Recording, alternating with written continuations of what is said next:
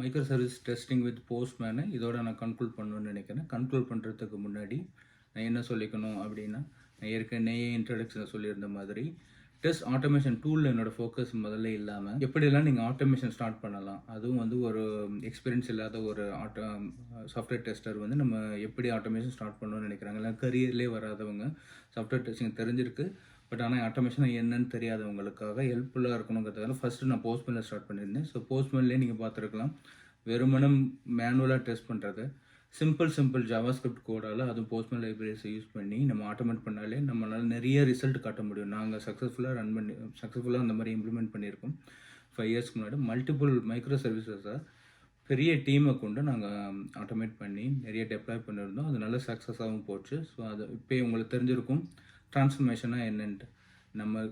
நம்மக்கிட்ட என்ன டூல் இருக்கோ அதை யூஸ் பண்ணி பிக் சேஞ்ச் பண்ணுறது தான் ட்ரான்ஸ்ஃபர்மேஷன்.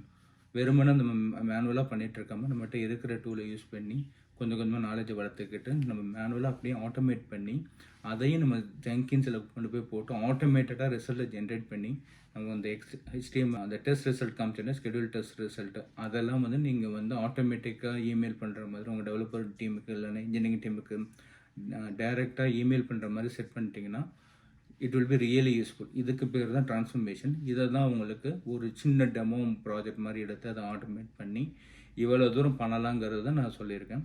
இப்போ நான் சொன்னதெல்லாம் வந்து சாம்பிள்ஸ் தான். நீங்களே இன்னும் ஃபர்தராக எக்ஸ்ப்ளோர் பண்ணிங்கன்னா உங்களுக்கு இன்னும் நிறைய தெரிய வரும்.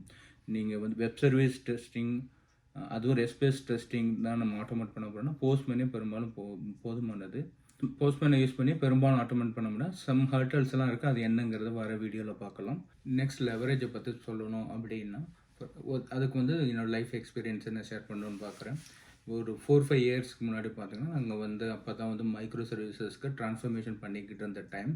அப்போ வந்து மல்டிபிள் சிஸ்டத்தை மைக்ரோ சர்வீசஸை நாங்கள் மூவ் பண்ணும்போது என்ன தான் வந்து எங்கள் ஹியூமன் ரிசோர்ஸஸ் ஜாஸ்தியாக இருந்தாலும் not everybody has a test automation or coding skills எல்லாம் இல்லை. ஸோ அந்த காலகட்டத்தில் இருக்கிற எல்லாரையும் யூட்டிலைஸ் பண்ணணும், அதே சமயத்தில் ஆட்டோமேட் பண்ணணுங்கிற சுச்சுவேஷனில் இந்த டூல் வந்து ரொம்ப யூஸ்ஃபுல்லாக இருந்துச்சு. இது ஜாவா ஸ்கிரிப்ட் வந்து ஏற்கனவே ப்ரீ டிஃபென்ஸ்க்கு ஸ்னிப்பெட்ஸ்லாம் இருக்கனால சின்ன சின்ன ஃபைன் டியூனிங்லாம் பண்ணி ஒரு சாம்பிள்ஸ் கொடுத்தாலே ஈவன் மேனுவல் டெஸ்டர்ஸ்னால கூட இதை ஈஸியாக கற்றுக்கிட்டு அவங்க வந்து அவங்களோட கரியர் பார்த்து வந்து அவங்க ஆட்டோமேஷன் நோக்கி போகிறதுக்கு ரொம்ப யூஸ்ஃபுல்லாக இருந்துச்சு. ஸோ இதுதான் லெவரேஜிங்கிறது. எந்த டூலை யூஸ் பண்ணணும், எப்படி யூஸ் பண்ணலாம், அதுலேருந்து மேக்ஸிமம் அட்வான்டேஜ் எடுத்துக்க பார்க்கணும். ஸோ போஸ்ட்மேன் பார்த்தீங்கன்னா இப்போ அதுவும் இந்த லாஸ்ட் 5 இயர்ஸில் ஏகப்பட்ட அப்கிரேட்லாம் அதில் வந்திருக்கு. நிறைய பவர்ஃபுல் டூல்ஸ்லாம் இருக்குது. இப்போ நான் டெமோவில் காட்டின அந்த போஸ்ட்மேன் சிஎல்ஏயே பார்த்தீங்கன்னா 4-5 இயர்ஸுக்கு கிடையாது. அதுக்கப்புறம் நாங்கள் நியூமன் சிலி ரன்னருங்கிற ரன்னரை யூஸ் பண்ணி தான் பண்ணியிருந்தோம். பட் இப்போ இதுவே வந்து அவங்களே போஸ்ட்மேன் சிஎல்ஏ கொடுத்துருக்காங்க.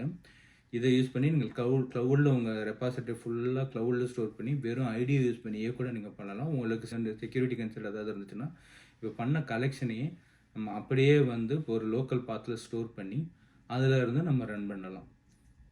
ஸோ இதுதான் கைஸ் நான் சொல்லணும்னு நினச்சது. ஸோ நெக்ஸ்ட் நம்ம என்ன பார்க்க போகிறோம் அப்படின்னா micro service test automation with Java with cucumber.